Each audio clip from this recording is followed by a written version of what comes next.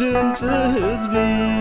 ድምፅ ትግራይ ድምፅ እምነት ፍኖተ ብርሃን ድምፅ ህዝቢ ድምፅ ትግራይ ድምፅ ለባህሪ አምላኽና ተም ዝሓለፉ መዓልትታት ሰላም ፈጺሙ ነዚ ኸበረን ዝተቀደሰን ዕለት ናይ ድሕነት ዕለት በሰላም ስለ ዘብጽሕና ዝኸበረን ዝተመስገናን ይኹን ብፁዕ አቦና አባ ሰላማ ናይ አውስትራሊያ ሀገረ ስብከት ሊቀ ጳጳስ ከምኡውን ናይ ቅዱስ ሲኖዶስ አባል ናይ ስብከት ወንጌልን ሐዋርያው ተልእኮን መንበረ ሰላማ ሊቀ ጳጳስ ዝኸበርኩም መተሓበርቲ ቤተ ክህነት ናይ ክላስተር አባላትን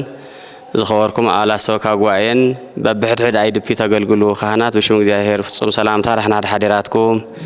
ድሓን ቀኒኻትኩም አምላኽና ቅዱስ ፍቃዱ ኮይኑ ኣብ ቅድሚ ብፁዕ አቦና ከምዚ ኢልና ክንሰባሰብ በዚ ዕለት እዚ ምንም እንኳ ናይ አገልግሎት ግዜ እንትኾነ ነገር ግን ምስ ዘለና ፀገምቲ ሓሳብ ተገይሩ ብፁዕ አቦና ኣብዚ ንዓና ንምሕጋዝ ኣብዚ ተረኺቦም እኒአው እሞ ምናልባት ሕፅር ብዝበለ ንምውዳእ እዮም ንሶም እውን መልእኽቶም ዘመሓላልፉ ዘለዉ ስለዚ ሕፅር ብዝበለ ናብኦም ክነመሓላልፎ እሞ እቲ ዘሎ ሓሳብ ብዝርዝር ክነግሩና እዮም ማለት እዩ። መጋቤ ስርዓት ሃይለ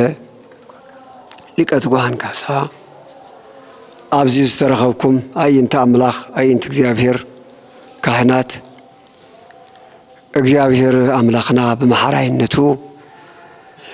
በተዘይስፈር ፍቅሩን ምሕረቱን ኣብ ጭንቅን መከራን ወላንታ ኣለና ከምዚ ብህይወት ስጋ አጽንሑ አፍታን ድሕነት ዓለም ኣብ ቀራንዮ መስቀል ቤዛ ዝኾነልና ዕለት ግርፋቱን ስቅላቱን ኣብ ንሓስፈላ ዘለና ዓለት መዓልቲ ከምዚኡ ክንረኸብ ስለ ዝፈቐደልና ክብርን ምስጋናን ንዕኡ ይኹን። ድሓን ሓዲራትኩም ካህናት ድሓን ቀኒኻትኩም ከመይ ኣለኻትኩም ሕዚ እውን ናይ ኣምላኽና ናይ እግዚአብሔር ስም ይመስገን። በዚ መልክዕ እዚኡ በዚ ሰዓት እዚኡ ከምዚኡ እንተዘይንራኸብ ዝሓሸ ነይሩ። ከምዚልኩም ካህናትና ስዩማን እግዚአብሔር እሞ በሰሙን ሕማማት አፍተን ደኺምኩም ዝሃነጽኩምዎን አፍተን ብዙሕ መስዋዕት ዝኸፈልኩምለን ምስቲ ዝፈትወኩም ህዝብኹም በብደብርኹም እናሰገድኩም እናጸለይኩም ኣብ ገዛኹም ተትነብሩ ክንደይ ዝኣክል ጽቡቕ ነበረ ክንደይ ዝኣክል ንሐጎሰ ነይሩ። ኮይኑ ግን ንጸጋና ይኸውን ኢልና ንኣምን ናይ መወዳእታ ክኾነልና ኢልና ንኣምን ዝኾነ ኮይኑ ግን ዝመጸና ኩሉ ብእግዚአብሔር ስም ክንቅበሎ ግዲ ስለ ዝኾነ እቲ ዝመጸና መከራ ብምንታይ ምዃኑ እኳ ንመብዝሕትና ምልላይ እንተኣበየና ዝኾነ ኮይኑ ግን ንሻድሻይ ዓመት ኣብዚ መከራ እዚ ከምዚ ክንጸንሕ ኣብ መከራ ክንሓልፍ ናይ እግዚአብሔር ምስጢር በዓሉ ዝፈልጠሎ እሞ ናይ መወዳእታ ንክገብረልና ከዓ ናይ ኣምላኽና ፍቓድ ይኹነልና። እምበኣር ኣቦታተይ ካህናት ዞም መተሓባበርቲ ኣብ ሰሙን እዚኡ መጺኦም ልዕሊ 300 ዝኣኽሉ ኣብ ኣኽሱም ካህናት ኣለውና። ተፈናቒሎም ዝመፁ ተመዛቢሎም ዝመፁ ካህናት ኣለውና። መጠምጠሚያ የብሎም ክዳን የብሎም ዝለሓስ ዝቕመስ የብሎም ኮታስ ናይ ጓሳይነት ኣርዑት ኣብ ዝባኖም ተሸኪሞም ዝበኽያን ዝበኽዩን እናሰምዑ ንሳቶም ክልተ ዓይነት መከራ ናይ ህዝቢ መከራ እውን ተሸኪሞም ናይ ባዕላቶም መከራ እውን ተሸኪሞም ኣብ ፀገም ኣለውና። ኣብ ካሊእ ኣከባቢ እኳ ቁሩብ ተስፋ ይረአየሎ ኣብዚ ኣኽሱምና ግን እንታይ ኢና ንገብሮ ኢሎም እዮም ኣማኺሮሙኒ። ኣጋጣሚ ኣይተዓደልናን እምበር ብዙሕ ንሰርሕና ነርና እንዲና ኣይተዓደልናን እምበር ተንናበብ ስራሕና ኢልና ነዚ ግልግሎት እንተነኣትዎ ኣሽንኳይዶ ንዓና ንካህናት ካሊእ እውን ክንተርፍ ንኽኣልና ነርና ኢና። ግን ዘይምዕዳልና እየ ዝብልኣነ እሞ ዝኾነ ኮይኑ ዘለው ካህናትና ኣብ ከምዚ ዓይነት እንድሕር ኮይኑ ኣብ ካሊእ እንዳሓገዝና መጺና ኢና ትፈልጡ ኢኹም ባሰላማ ካብቶም ናይ ደገ ዝረኸቦ ደቁ እናሓገዘ መጺኡ የፍቲ ውሽጢ ንስኻትኩም ትነብሩ ትኽእሉ ኢኹም ከም ኣመንቲ ከም ተመዛበልቲ። ከም ካህናት ግን ኣይረአናኩምን ከም ካህናት ግን ኣይጠመትናኩምን ከም ካህናት ግን ኣያካፈልናኩምን። ክህነትኩም ክህነትና ክህነትና ክህነትኩም ገዳምና ገዳምኩም ገዳምኩም ገዳምና ደብርኩም ደብርና ደብርና ደብርኩም ምዃኑ ረሲዕናዮ أبيات ክርስቲያናት كون عخاتكم كفتي جبرنا ينا كم لبهم آتيكم كتصليوا كتبلوا كواي فقدنا زي عادة عبي نجار نود فيه تحمق نجار يزق برز الله بتقرأي ناس خنا خوينو زي بمسمع أيام بار أنا أجت أمن صباح سنبت مستوم ما خلاص زواج اللو تعرمت لي بحال تهان تيجوعل أنا مع عمن مستم جودات أكل دكنا من أنت بتقرأي حالي فنيرة لبوجنا بعجت أمن تامس أخو من تهري عم خجبر اسكي الزيم سقود لكم دلائم ما زعقمين إشتيك جبر قدمي لن تزفلت تغللنا وزين جبرنا ديرنا بزبل زم بوتاتنا تحساسيهم ناي حدا ميت شح جنزب كجل الجسم بعرتافتي الحاسبة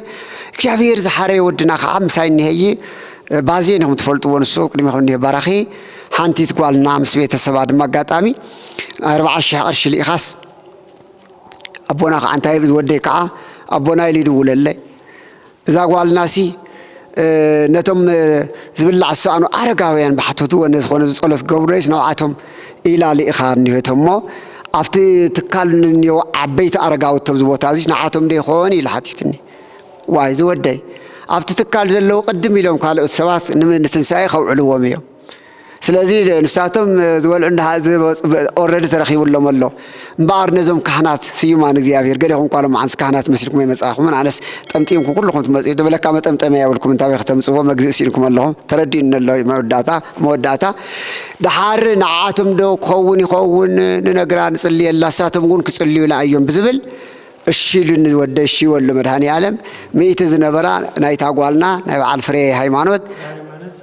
سايل سلاسي استميكال بحالو يمس بيتسب 4 شهنا وحسينا 140 شهي اللهم عندي زياتن نسبعة كهنات ينتبهيلن من ما يقبر لكم معناته حلف ترفك يخوني لنا نجرنا يوم مدابين تخومتي أيو أبزيك بس حي خلال متأمتم يا إخوان الرجسني أي درهو ونقاز أخلاقي مثلاً ذهبكم من ككندين ككل تشحية ميلهم أنا جن كل تشح 170 أفتم قالوا زلوا 5 يوم تسفى قبر أبزرها كل جزية مخ حجز مخانيك ناجزافير حيلير صلتكم يحجزني أنا نوعاتن نافتن 4 دقنا 7 والسيخة 110 يخورنا وابزي أنا زلهم لما عندنا 7 3 شيء وقت تحنت الشحنة يبقى عليها 5 يخروا يرقصيني أي أبكالي كم زي بدل كرقصيني أي نا تاكل تشح ناب 7 شهور شغال له خندي خوينا له كلتا 110 الشح أبزي أنا زلهم 7 3 الشح نايتاقوا عليه حوشنا مالتيهم نزين كنوكم من على ما أنت مسينا مو نتاقوا لنا مسبيت السبعون يقبل الله زوم حي أنا زوزني يخون كما أزبلا بزحت عدتاتي أبوتاتي بدق خوينهم سموم زين سوعهم حجزون تاو يوم سيوم من عاتم كلهم زرادونا نزلوا تي عبس مسكال تسقيلو بيزاز خونه مدحانينا إيس كريستوس يوتهم بيزاغير ويو جن حزونا مدرخنا ورخلو كاب من قدون خيوسون السو حيلي برتاعي خنوم اللي نحنصلي لهم يقبع ديافيري واركم بلو ما زيني نحن همسينا كالي نقولهم نناب أكاونتهم كأتو ملهم على تودني أبزانا ساعات شدشتون أنا إيه خنب بحزياتا توهاي بيازلو قنت أنا هنقبر أب كلتا سبات بعلتهم تي تعيد بعل زلكم تلفون بانكينج زلكم كلتا سبات ناو كلتا حلف سلسة الشح أبزي أنا زلهم كوكم ينا هنقبر حزي بعلتهم تفلتيهم ناي كلتا سب أكاونت تلجهم سلسة قورة ما نشجري بالليل ولا سلسة غفلوا تغلل بالنا ده حرب بمدوت هي حلقتهم ببغستايك وكم بركنوا علينا ترديهم من جيهم سلازي كلتا 110 أبكن ده سوك نابكن ده كل تلاقي حد سوك كل خن خليه تلاقي خل لابد خونا خدمة حز صراحة نحن ودم علتي كمان أنا قبر بلان بونت بسوء أبونا أونا سلامة ناي أستراليان نيوزيلندن أيقولوا سكتات لك أباس العلواي بتكنت تجراي قدوس سينودوس نايسكت ونجل ممريا لعلواي حلاوي زغن ولادينا بونتتي قدم حزز قبرو زلو كل نجرون ንሪኦ ንከታተሉልና በሚዲያ በአካለው እዚ ኮይኖም ዝሰርሕዎን ዘገልግልዎን ዘለውን ኣብ ውጪ እንዳሃለው ኣብቲ ናይ ዕፅዋን ክባን ዘመን እውን ዝገብርዎ ዝነበሩ ቃልሲ ዝገብርዎ ዝነበሩ መንፈሳዊ ተጋድሎ ብጣዕሚ ንሪኦ ንከታተሎን ነርና ሕዚ እውን ልዕሊ ኩሉ እውነት ወየ ስጋ ዝለበስና ስጋውያን ኮይና እታ ስጋ እውን ብዘይ ናይ ስጋ አገልግሎት ዘይተሓድር ኮይና እምበር ኩሉ ግዜ ኣብ ፍኖተ ብርሃን ሚድያ እውን ተኸታቲልና ዘሕልፍዎ ዘለዎ መንፈሳዊ መግቢ እውን ኩሉ ንሪኦን ንመሃረሉን ንምከረሉን ንግሰጸሉን ኣለና ክብሪ ሃበልና እቲ ዝገርም ክሳብ ሎማዓንቲ ከምዚ ኢልና ክንነብር ዘይተረደአና ለካ ናይ ባዕልና ስሕተት እውን ነይሩ እዩ ንዓና ዘይተረደአና ብናይ ባዕልና ዓይኒ ብናይ ባዕልና ዓይነ ልቦና ዘይተመልከትናዮ ናይ ባዕልና ፀገም እውን ነይሩ እዩ ንሱ እንታይ እዩ ቅዱሳን አቦታትና ይርኢና ኣለው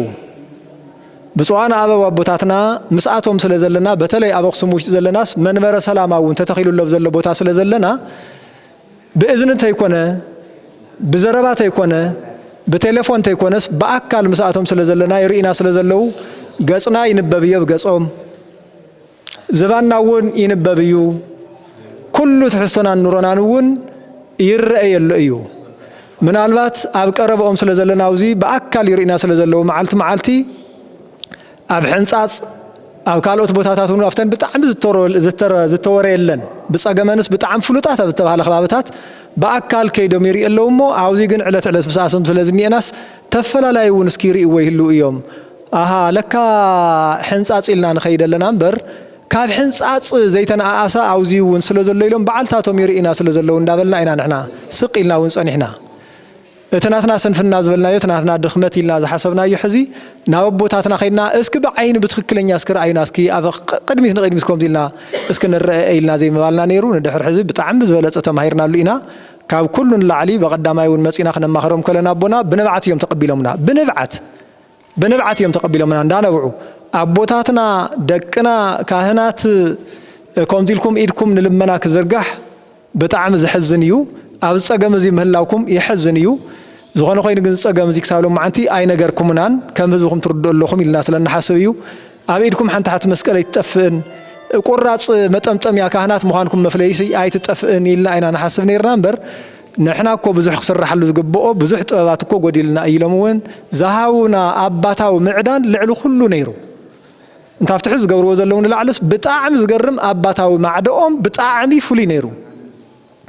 ልዕሊ ትውህቶኦም ንዓና እውን ዝተሰምዐናን ኣብ ህሊናና እውን ቦታ ዘትሕዝናዮ ንሱ እዩ ትምኽሮም እዩ መዓዝ ብምኽሪ ሓሊፎምና ብዙሓት ብዙሕ ዘለዎም ኢልና ንብሎም ዘይረኸብናሎም ተስፋ እውን ይህሉ እዮም ዝተዋሃበና እውን ከምኡ ነገሩ እዩ ኣቦና ግን ኣብ ውሽጢ ሓንቲ መዓልቲ 100 ኢሎም ተስፋ ሂቦምና ሰዓት ከይፀንሐት ፍርቂ ሰዓት ከይፀንሐት እስክም በአር 40 ክውስኸለን ኢሎምና ሕዚ ድማ እንደገና መልሾም ብተወሰኸ ድማ ኣብ ጻዕር ስለ ዘለው ለይትን ቀትርን ኣብ ጻዕር ስለ ዘለው መይሶም ሕዚ 70 ወሲኾምሉ ንሕና በቢ 1500 ኢና መዲና ትማሊ ብጣዕሚ ዝገርም ብ1500 ኢና መዲብና ነቲ ካልእ እውን ከምኡ ድኾን ይበፅሐልና ኢልና ሓሲብና 40 ወሲኸለን ምስ በልና ካልእ ምምልማል ስለ ዘይከኣልና ኣብ ልዕልቶም ተመልመሉ ዳል ዕድሎም የውሃቦም ኢልና 2000 ጌርናየን ሕዚ እውን መልሽ 2000 ስለ ዝውሓዶም ይንዕኦም ደርሆ ድያ ክትከውን እንቋቁሖ ድያ ክትኮኖም እንታይ እያ ክትኮኖም ስለ ዝጨነቆም እንደገና ኣብ ልዕሊ ዘይምህላዎም ተረዳኣይ ናብ ዝገዛዚ ዝመፅን ኣብ መዓልቲ ልዕሊ 1000 ልዕሊ 2000 እዩ ዝኾነ ኮይኑ ግን ስለ ዝጨነቆም መልሾም 70,000 ወሲኾም 210,000 ቅርሺ በብ 3,000 ክኸውን ገይሮም ኣለው ብእውነት እግዚአብሔር ይሃበልና ወላዲና ዕድሚኦም የንዋሓልና ናይ ኣገልግሎት ዘመኖም ኩሉ ይባርኸልና ይቀድሰልና ሓውናውን ይብሉን ኣለው ሓቂ አንተው እንዳበለ ነይሩ ዝሮ በቦና ቢልና ተዳ መስጊናስ ኣቦና ንሶም ዝሕረስ የብሎምን ዝንገድውን የብሎምን ሃፍተ ኣቦና ትምህርቶም እዩ ሃፍተ ኣቦና ፀጎኦም እዩ ሃፍተ ኣቦና ጻዕሮም እዩ ሸغሎም እዩ በቃ ሸغሎም እዩ እምበር ንሶም ዝሕረስ ዝንገድ ቦታ ወይም ድማ ናይ ንግዲ ፋብሪካ ሃልይዎም ኣይኮነን ስለዚህ ንዓኦም እንተመስጊና እውን ብርግጽ ኩሎም ቶም ነቦና ድምጾም ሰሚዖም ልመኖም ሰሚዖም ዝልግሱልና ዘለው ወገናት ብምልኦም በአንደበት አቦና ወይም ድማ በመስጋና አቦና ቢሎም ተመስጋና የተመስገንቲም ኩላቶሞ ተቅልል በዘለ መልክዑ ነናይ አቦና ቃለ ምዕዳን ትምህርትን ሰሚዖም ይحግዙልና ዘለው ይحግዙናታ ዘለው ወገናቱን አብዛሃለው ቦታ ይሃሉ እግዚአብሔር ይሃበልና زحاسكم مخلي يباركلنا يقدسلنا نقدميت زلون زوهاب يهاوكم سلامن بركة رديئة إنما كل شام ساعاتكم يخون نابلنا نحن ونبوغنا نبل እግዚአብሔር ይሃበለይ يقنيلنا زهونا زلو زردونا زلو رخيبهم حليوهم زي كونس أب زي بلومن أب سأقمومن نساتهم قرصهم الناقدفو مسحهم الناقدفو بأنا هراس زسانو وقناتنا እግዚአብሔር አምላክ ደዌ ብለልና ናብ ዓደም ተመሊሶም ድማ ንሕናውን ኣብቲ ቦታና ተመሊስና ብጽቦ ንራኸብ ይግበረና እግዚአብሔር ይሃበልና አቦናውን ይኽለና እዚ ሁሉ ዝኸውን ዘሎ ድማ አቦና ብፁዕ አቡነ ሰላማ ይሞኢ እዞም ዝተቀደሱ አቦና ድማ እናተሓባበሩ ብዙሕ ጽጉማት ብዙሕ ችግረኛታት ይድግፉን يحجزون سلازلو أما أخيلهم سلازين نبناون دوي بللنا نظام زهونا زلو حواتنا دما እግዚአብሔር يهابلنا هابتم يبزحيو عدميهم ينحيو يغني الله أبزلو عبد እግዚአብሔር يبارك እግዚአብሔር يقدس حزون كعرم ويأخلكم يبللنا እግዚአብሔር بسلام مربتنا يملسلنا نزيعنا عهاتكم زيو هيا بيكونن ግን ፍቅር መለገስ ይኸውን ይሞ እግዚአብሔር አምላክ ወብተኹም በሰምዕነቶም ዝሃቡ አምላክ ይቀበለሎም ንዓኻትኩም ከዓድማ እግዚአብሔር አምላክ ንበረኸት ንኾነልኩም እግዚአብሔር ይባርክኩም አገልግሎትኩም ይባርክ ክህነትኩም ይባርክ አንቱም ተገልግሉ ዘለው ትእዘዙን ዘለኹም ካህናትና እውን እግዚአብሔር አምላክ ናይ አገልግሎትኩም ዋጋ ይኽፈልኩም ናይ መወዳእታ ጊዜ ይግበረልና ንበለደውየው ሕማም ንመለጻማ ወደካም አመከመዮም ያብጽሐና ያብጽሕከም እግዚአብሔር በሰላም አቡነ ዘበሰማያት ንበል أربعة حدن كرا لا يسون نبل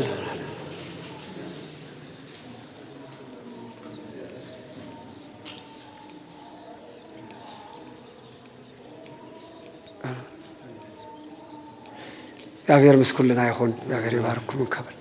سلازي لما عند غيرنا عندنا ناب مملكة حساي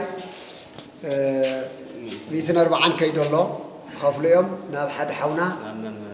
ناب لكما إمران سبعة خيد الله دمرك خلق الله كل تبيتن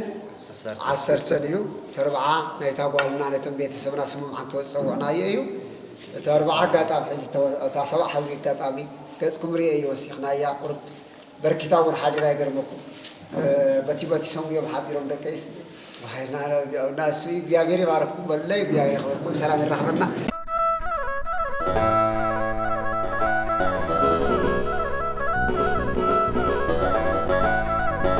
ድምጽ ህዝቢ